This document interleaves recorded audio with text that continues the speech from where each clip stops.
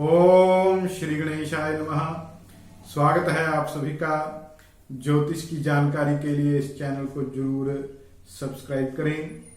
आज हम चर्चा करेंगे सूर्य मीन राशि में लग्न में। जब पहले घर में सूर्य मीन राशि में होता है तो जातक के जीवन के ऊपर इसका कैसे प्रभाव पड़ता है। अगर आपकी जन्मपत्री में भी सूर्य पहले घर में मीन राशि में है तो अपने अनुभव कमेंट में जरूर लिखें। मीन राशि जो है सूर्य की मित्र राशि है और यह एक जल तत्व से संबंधित राशि है। इस राशि के 3 नक्षत्र हैं। पूर्वा भाद्रपद का चौथा चरण, उत्तरा भाद्रपद पूरा नक्षत्र और रेवती नक्षत्र वो भी पूरा। इन 3 नक्षत्रों को मिलाकर मीन राशि बनती है। अब आपकी कुंडली में सूर्य इन 3 नक्षत्रों में से किसी एक नक्षत्र में होगा। जिन जातकों का जन्म 14 मार्च से 13 अप्रैल के मध्य में सूर्योदय के आसपास होता है उनकी जन्मपत्री में सूर्य मीन राशि में लग्न में होता है। यदि इसके देवता का विचार करें तो शास्त्रों के अनुसार जब सूर्य मीन राशि में होता है तो 0 से 10 अंश के मध्य में यदि सूर्य हो तो इसके देवता कार्तिक के भगवान होते हैं। यदि सूर्य 10 से 20 अंश के मध्य में हो तो इसके देवता गणपति होते हैं, गणेश जी महाराज इसके देवता होते हैं। यदि सूर्य 20 से 30 अंश के मध्य में हो तो इसके देवता शिव होते हैं, भगवान शंकर होते हैं। अपने अंशों के अनुसार अपने देवता की पूजा करके अपने सूर्य को ठीक किया जा सकता है। सूर्य से पिता के सुख का विचार किया जाता है, जातक के आत्मविश्वास का विचार किया जाता है और शरीर में हड्डियों का विचार जो है वो भी सूर्य से किया जाता है। यदि सूर्य कुंडली में मंदा हो, पिता सुख में कमी होगी, आत्मविश्वास में कमी होगी और हड्डियों संबंधी रोग हो सकते हैं, हड्डियां कमजोर हो सकती हैं। यदि लग्न में सूर्य के ऊपर शुभ ग्रहों की दृष्टि हो, पाप ग्रहों की दृष्टि न हो तो बहुत अच्छे फल मिलेंगे। जातक के पिता उच्च अधिकारी होंगे, सुखी होंगे, धनवान होंगे, वैभव संपन्न होंगे और इसी प्रकार जातक भी कोई उच्च अधिकारी होगा, वैभव संपन्न होगा, धनवान होगा। किंतु यदि सूर्य निम्नलिखित योगों से मंदा हो रहा हो तो इसके मंदे प्रभाव भी होंगे। अब हम आगे विचार करेंगे पहले भाव में जब सूर्य होता है तो कौन कौन से योग कुंडली में बनते हैं और उसके बाद विचार करेंगे सूर्य जब मीन राशि में हो तो किस तरह के योग बनते हैं और भिन्न भिन्न ग्रहों की दृष्टि यदि सूर्य के ऊपर हो तो कैसा प्रभाव रहेगा। अब कुंडली में सूर्य षष्ठेश होगा, रोग स्थान का स्वामी होगा, वो लग्न में होकर जातक को कैसा प्रभाव देगा, इस विषय के ऊपर भी अब हम चर्चा करेंगे। बात करते हैं सूर्य की पहले भाव में कैसा प्रभाव होता है। यदि सूर्य से चतुर्थ भाव में राहु, शनि या मंगल हो, ऐसे में पिता को अरिष्ट की संभावना रहती है। सूर्य के ऊपर शुभ ग्रह की दृष्टि हो तो बहुत अच्छा फल मिलता है। सूर्य ग्रह यदि पाप ग्रहों के मध्य में हो, 12वें घर में कोई पाप ग्रह हो और दूसरे घर में कोई पाप ग्रह हो तो इसका मंदा फल जातक के ऊपर होता है। यदि कुंडली में 10वें भाव में या 7वें भाव में पाप ग्रह हो तो पिता को अरिष्ट होता है, पिता के सुख में कमी होती है।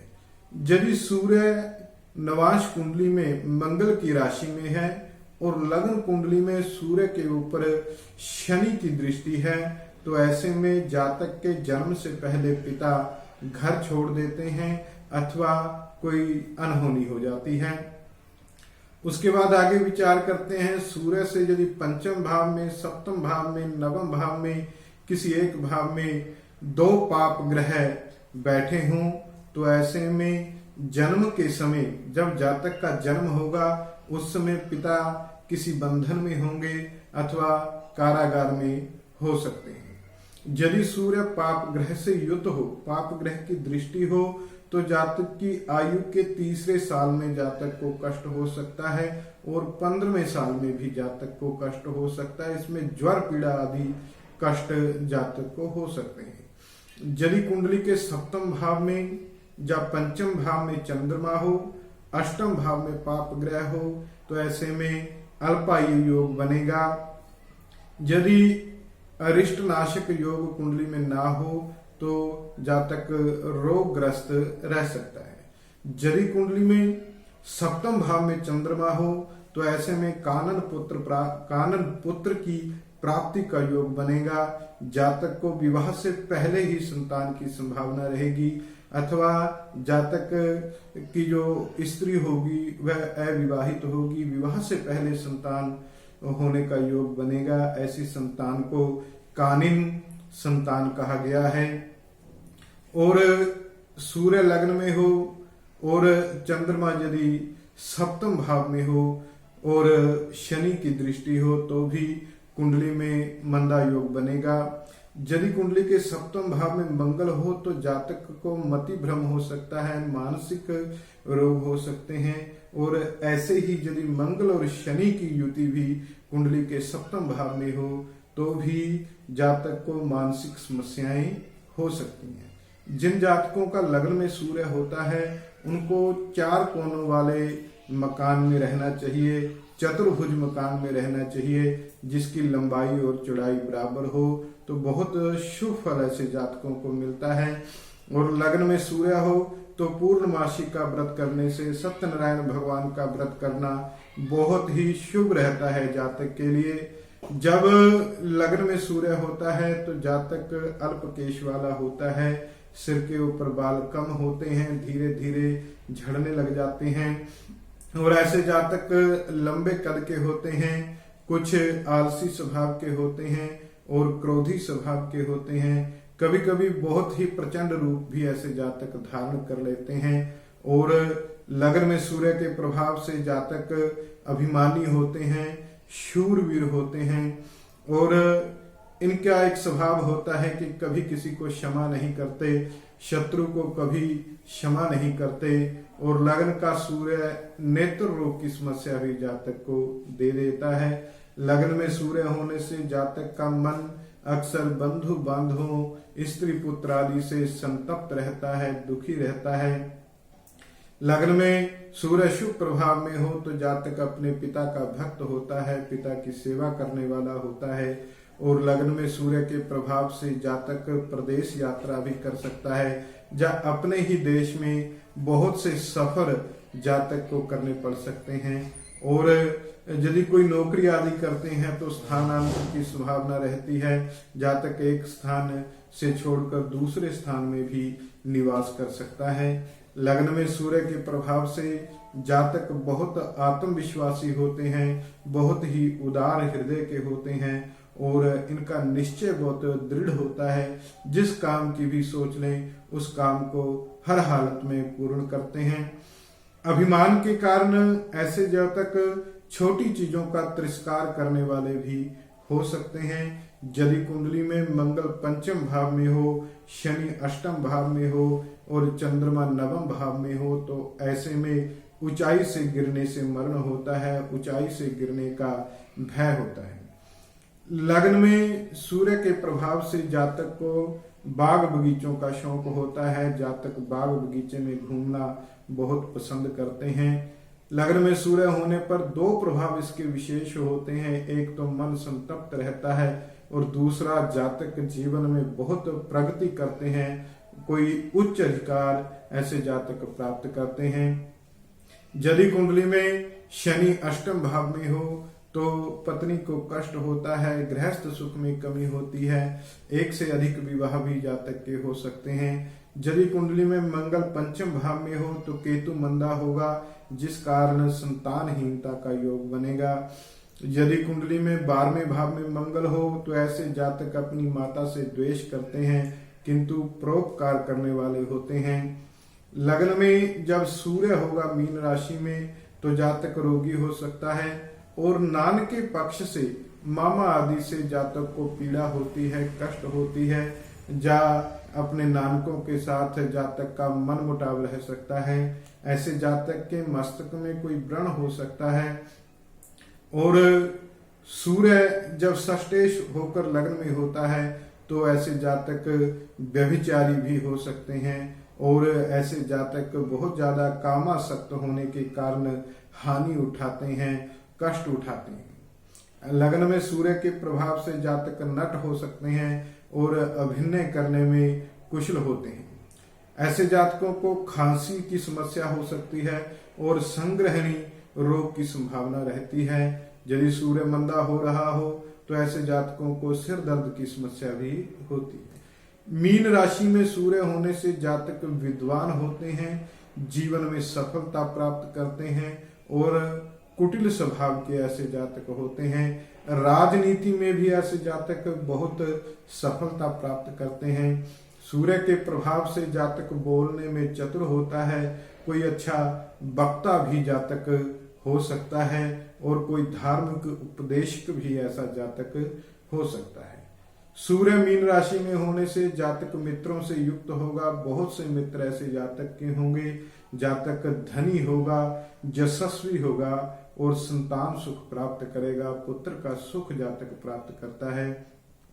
ऐसा जातक प्रिय भाषी होता है, मधुर बोलने वाला होता है, मीठा बोलने वाला होता है और भाइयों का सुख जातक प्राप्त करता है। अब बात करते हैं षष्ठेश जब लग्न में होता है तो जातक के ऊपर कैसा प्रभाव पड़ता है। ऐसे में जातक निरोग होता है, कोई रोग भी हो जाता है तो बहुत जल्दी वह रोग ठीक भी हो जाता है।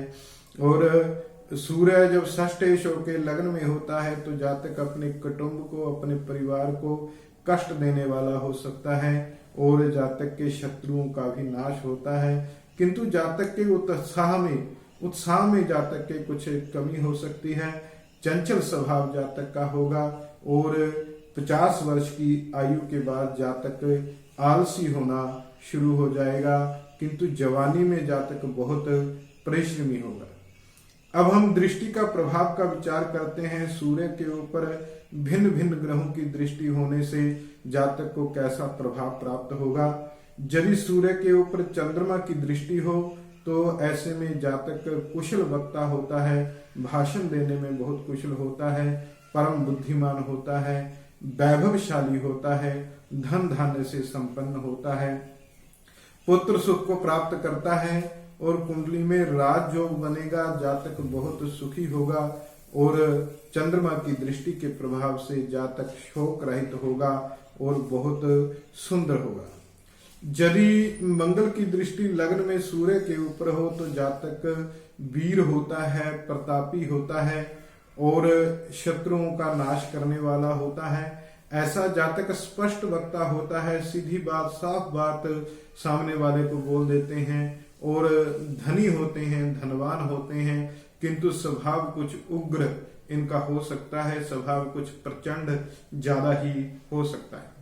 यदि बुध की दृष्टि सूर्य के ऊपर हो ऐसे में जातक मीठा बोलने वाले होंगे, लेखक होंगे, कुछ लिखने की भी इनको शौक होगा, किसी ग्रंथ की रचना कर सकते हैं, कोई पुस्तक लिख सकते हैं, कोई कथा कहानियां भी, कविता आदि भी जातक लिख सकते हैं। ऐसे जातकों को धातुओं का बहुत अच्छा ज्ञान होता है और जातक समाज में बहुत प्रिय होते हैं, लोकप्रिय होते हैं। यदि गुरु की दृष्टि सूर्य के ऊपर हो, मीन राशि में स्थित सूर्य के ऊपर गुरु की दृष्टि हो तो राजयोग होगा, जातक बहुत उच्च अधिकारी होगा और विद्वान होगा और बहुत से वाहनों से जातक युक्त होगा, बड़ा ही वैभवशाली जीवन जातक का होगा। यदि शुक्र की दृष्टि सूर्य के ऊपर हो तो ऐसे में जातक का जीवन साथी अद्वितीय होगा और जीवन साथी बहुत सुंदर होगा और जातक जो है वो शांत स्वभाव का होगा और बहुत से भोग भोगने वाला, ऐश्वर्यवान होगा, वैभवशाली होगा।